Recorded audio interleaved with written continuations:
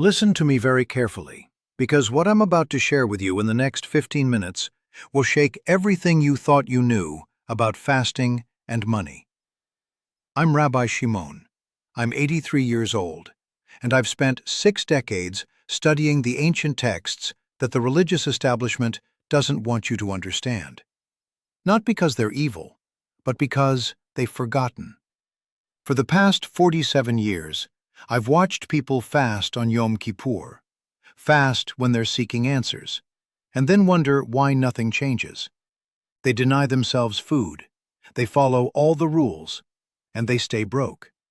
They stay stuck in the exact same financial prison they were in before they started. Before we go any further, I need you to do something for me right now.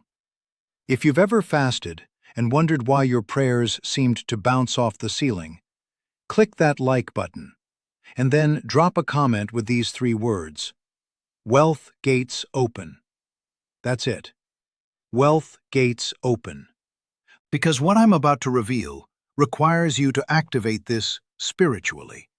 Subscribe right now and turn on notifications, because the content coming will change your bloodline. I don't post entertainment. I post keys that have been hidden for generations. Let me tell you why I'm recording this today. 3 weeks ago, I received a letter from a woman named Deborah in Atlanta, 72 years old. She'd been fasting once a week for 9 years, every Wednesday, seeking financial relief. 9 years, 468 fasts, and she's still $73,000 in debt, still working part-time at a grocery store, still wondering if she'll outlive her money. When I read that letter, I wept. Not because Deborah did anything wrong, but because nobody ever taught her what I'm about to teach you. How many times have you fasted, hoping for a financial miracle? How many times have you skipped meals, felt the hunger pangs, felt virtuous and spiritual, and then watched absolutely nothing change in your bank account? Here's what nobody tells you. Fasting is the most powerful financial tool in the Bible, but only when you understand what you're actually doing. 97% of people who fast have no idea what they're doing. They think they're impressing God. They think they're earning points. They think that hunger equals holiness. That's not how this works. Let me paint you a picture of what's really happening in your life right now. You wake up every morning, and before your feet hit the floor, you're already thinking about money. How are you going to pay the electric bill? How are you going to afford your medication? The weight sits on your chest like a stone. You've worked your whole life, 40 years, 50 years, 60 years of honest labor. You did everything right. You paid your taxes. You went to church. You raised your family. And now you're supposed to be enjoying the golden years, but instead you're counting pennies. You're choosing between prescriptions. You're skipping social activities because you can't afford them. The shame. The shame of being 70 years old and still worried about money. The shame of watching your friends take cruises while you're clipping coupons. The shame of not being able to leave anything meaningful for your children and grandchildren. Let me tell you something right now. God is not punishing you. You are not being tested. You did not fail. What happened is that you were never taught the ancient technology that the patriarchs used to create supernatural abundance. Our modern church culture has turned fasting into performance art. It's become about appearing righteous. It's become about sacrifice for the sake of sacrifice. It's become disconnected from the original purpose, which was never about impressing God with your hunger. That's what fasting actually does. It creates space. Not physical space in your stomach, spiritual space, dimensional space. Every single day, you operate in what the ancient Hebrew sages called the Olam Hazeh, the physical world. This is the world of bills and budgets, of lack and limitation. But there's another realm operating simultaneously. The Kabbalists call it the Olam Haba. But it's not just about the afterlife. It's about the realm where abundance already exists. where your needs are already met, where provision is waiting. These two realms are separated by a veil, and fasting, when done correctly, tears that veil open. Let me take you to a story that changed my understanding of everything. It's found in the book of Esther, chapter 4. The entire Jewish nation is about to be annihilated. Haman has convinced the king to sign a decree of genocide. Every Jewish man, woman, and child will be killed on a specific date. The decree is signed. It's irreversible according to Persian law. Mordecai tears his clothes. He sits in ashes. And then he sends a message to Queen Esther, his cousin, who's hidden her Jewish identity. He tells her she must go to the king and plead for her people. But there's a problem. Anyone who approaches the king without being summoned faces automatic death unless the king extends his golden scepter. Esther sends back a message that most people read right past. She says, "Go, gather all the Jews in Shushan, and fast for me. Do not eat or drink for 3 days, night or day. I and my maidens will fast as you do. Then I will go to the king, though it is against the law, and if I perish, I perish." Notice what she doesn't say.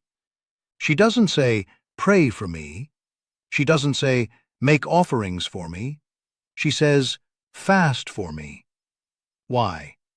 Because Esther understood something that most modern believers have forgotten. Fasting doesn't change God's mind. Fasting changes the spiritual atmosphere. It shifts dimensions. It creates an opening between the realm of impossibility and the realm of miracle. For 3 days and 3 nights, the entire Jewish community in Shushan stops eating, stops drinking. They create a collective void, a spiritual vacuum. And into that vacuum, something supernatural rushes in. On the 3rd day, Esther puts on her royal robes. She stands in the inner court of the king's palace, and the text says something extraordinary. When the king saw Queen Esther standing in the court, she found favor in his sight, and the king extended to Esther the golden scepter. Favor. The Hebrew word is chen. It means supernatural grace, unearned blessing, divine intervention that makes no logical sense. The king didn't extend his scepter because Esther was beautiful. He'd seen her beauty before. He extended it because the 3-day fast had ripped open the heavens and released a wave of supernatural favor that couldn't be resisted. Not only did Esther save her life, but she saved an entire nation. And then, in one of the most stunning reversals in all of Scripture, the decree meant to destroy the Jews became the decree that elevated them. The wealth of their enemies poured into their hands, properties transferred, gold transferred, authority transferred, all because of a 3-day fast that understood spiritual mechanics. Now let me show you what this looks like in the Psalms, because this is where the instruction manual is hidden. Turn to Psalm 69, verse 10. David writes, "When I wept and chastened my soul with fasting, that became my reproach." Look at that phrase, chastened my soul with fasting. The Hebrew word for chasten is anah, and it doesn't mean punish. It means to humble, to lower, to create space by reducing. David is describing the spiritual technology of fasting. You lower the noise of the physical body to raise the signal of the spiritual receiver. Verse 13. "But as for me, my prayer is to you, O Lord, in an acceptable time. O God, in the multitude of your mercy, hear me in the truth of your salvation."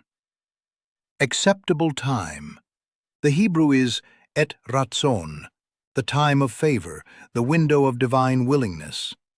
Fasting doesn't create God's willingness to bless you. Fasting creates your ability to receive what God was already willing to give. Then look at Psalm 109, verse 24. "My knees are weak through fasting, and my flesh is feeble from lack of fatness." David is being ruthlessly honest. Fasting is physically hard. Your knees shake. Your body weakens. But watch what happens next in verse 26. Help me, O Lord my God. O save me according to your mercy, that they may know that this is your hand, that you, Lord, have done it. The fast created the weakness. The weakness created the desperation. The desperation created the cry. The cry opened the window. And God's hand moved through that window with such power that everyone watching knew it was supernatural. One more. Psalm 35, verse 13. But as for me, when they were sick, my clothing was sackcloth. I humbled myself with fasting, and my prayer would return to my own heart. Here's the key phrase. My prayer would return to my own heart. Most people think prayer goes up to God and stays there. But David reveals that when you fast, your prayers boomerang. They go up, they hit the throne, and they come back down carrying the answer. The fast creates the circuit. Without the fast, your prayer goes up and dissipates. Now let me tell you about 3 people who applied this in modern times, because you need to know this isn't ancient history. This is current technology. Margaret from Tennessee, 68 years old, retired schoolteacher. She came to one of my seminars 2 years ago with $41,000 in credit card debt and a pension that barely covered her rent. I taught her the 3-day Esther fast with specific declarations. She did it exactly as I instructed. On day 4, her sister called. Their aunt had passed away and left Margaret as the sole beneficiary of her estate. $67,000. Margaret paid off every cent of debt and had $26,000 left over. She sent me a photo of herself holding the check with tears streaming down her face. Robert from Michigan, 74 years old, veteran. He'd been trying to sell a rental property for 3 years. It needed repairs he couldn't afford, and every potential buyer walked away. I told him to do a 7-day Daniel fast, consuming only vegetables and water, while walking the property perimeter each morning, declaring Psalm 69, verse 13. On day 5, a buyer appeared, offering cash, as is, $8,000 above asking price. The closing happened in 11 days. And then there's Patricia from Florida, 61 years old. Her adult son had destroyed his credit and was facing eviction with her 2 grandchildren. She fasted for 3 days, following the protocol I'm about to give you. During the fast, she received a phone call from a company she'd interviewed with 4 months prior. They'd kept her resume, had an unexpected opening, and offered her a position paying $42,000 more than her current job. She started in 2 weeks, moved her son and grandchildren into a better apartment, and still had money left over. These aren't coincidences. These are demonstrations of spiritual law.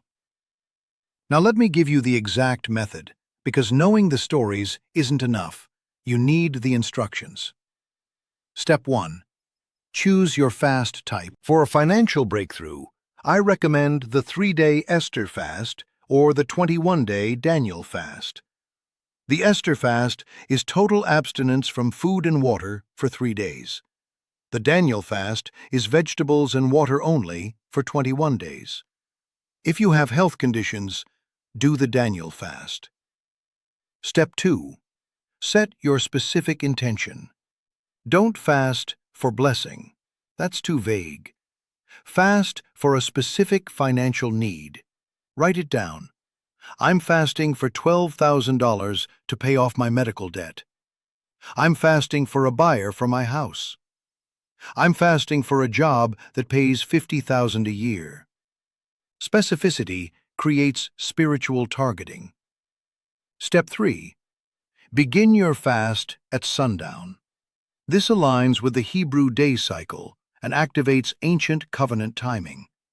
If you start on Sunday night, you're actually beginning Monday in God's calendar. Step 4. Each morning, before consuming anything, speak Psalm 69, verse 13 out loud.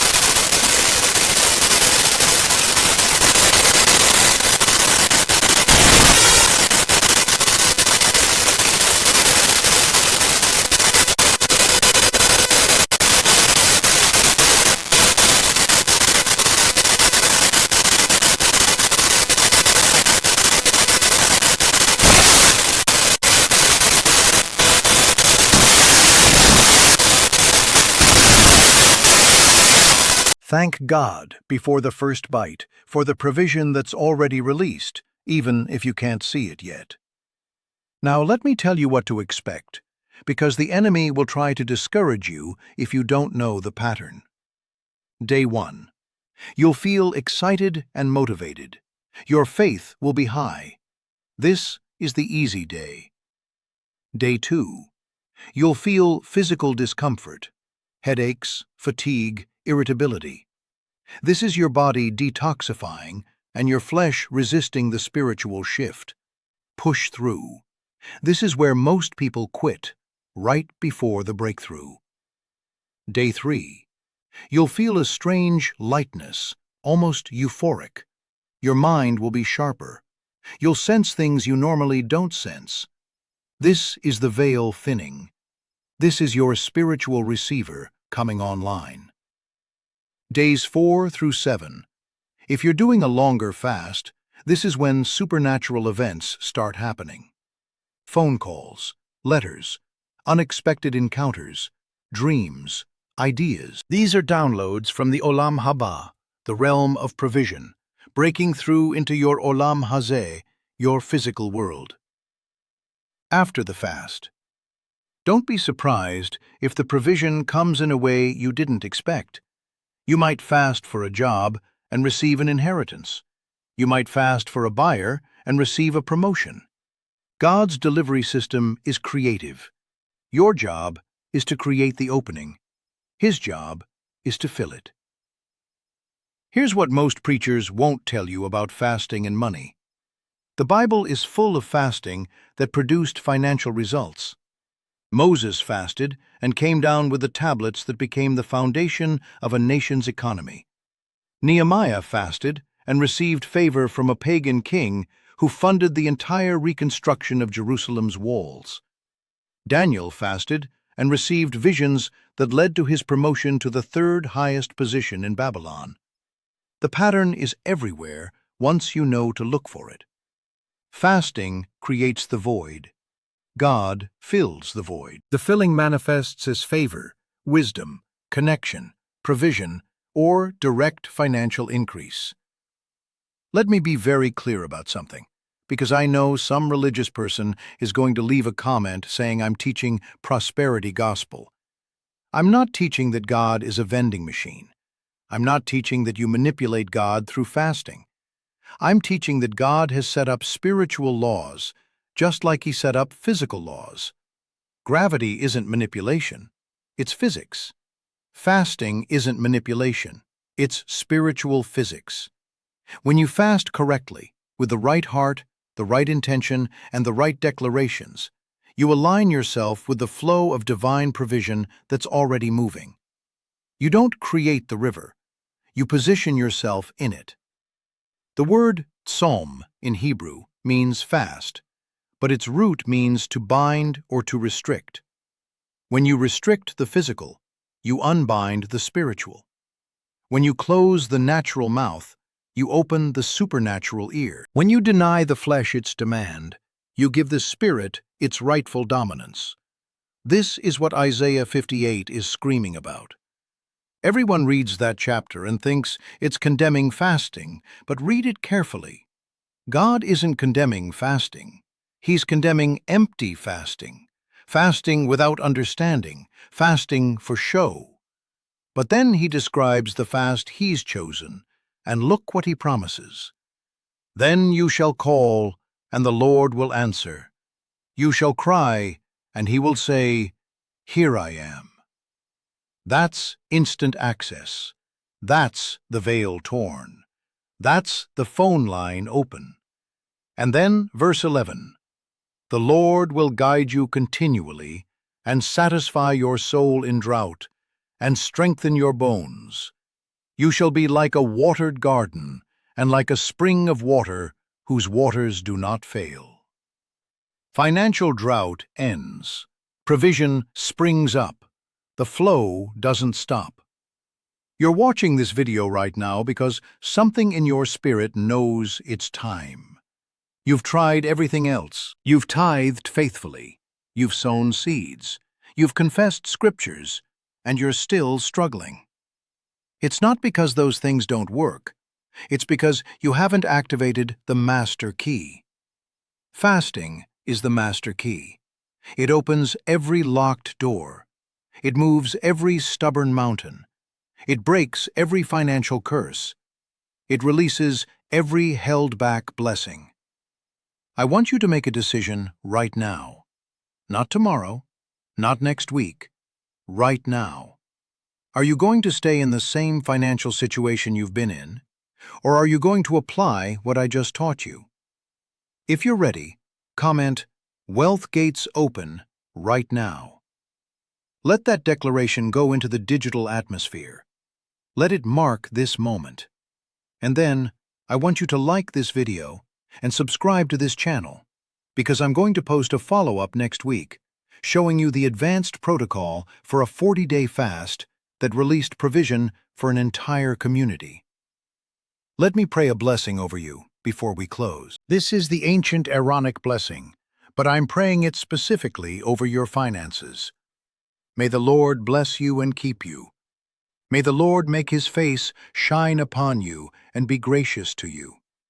May the Lord lift up his countenance upon you and give you peace.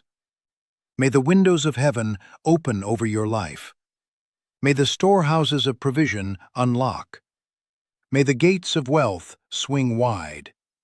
May every debt be canceled. May every need be met. May every lack be filled. May your latter days be greater than your former days. May your children's children see the fruit of this fast. May your name be remembered as one who broke the curse and released the blessing. In the name of the God of Abraham, Isaac, and Jacob. Amen. I'm Rabbi Shimon. I'm 83 years old, and I'll see you in the next video. Don't forget to turn on notifications. The secret Jewish blessing that made me $100,000 in 30 days is coming next week, and they've tried to hide this for 2,000 years. Shalom and abundance to you.